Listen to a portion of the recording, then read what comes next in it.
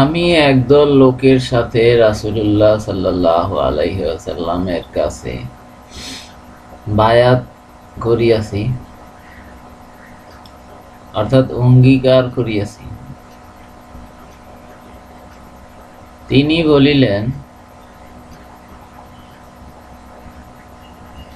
আমি তোমাদের অঙ্গীকার এই শর্তে কবুল করিয়াছি যে তোমরা আল্লাহর সঙ্গে কোনো কিছুকে শরীক করিবে না,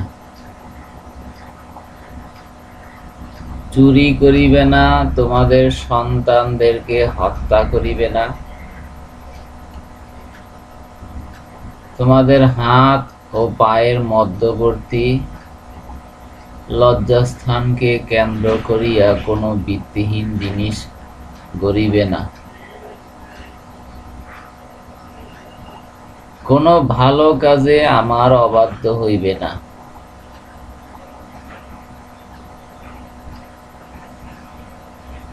তোমাদের থেকে যাহারা ঐসব যথাযথ পুরা করিবে আল্লাহর কাছে তাহার পুরস্কার রহিয়াছে।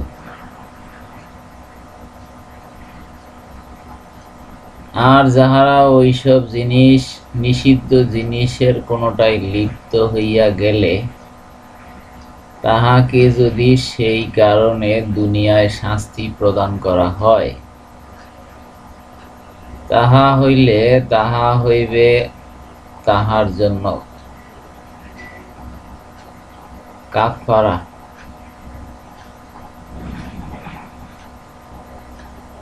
এবং পবিত্রতা।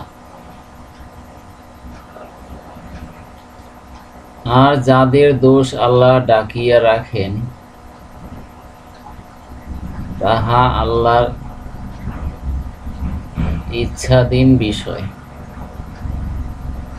তিনি ইচ্ছা করিলে শাস্তি দিবেন,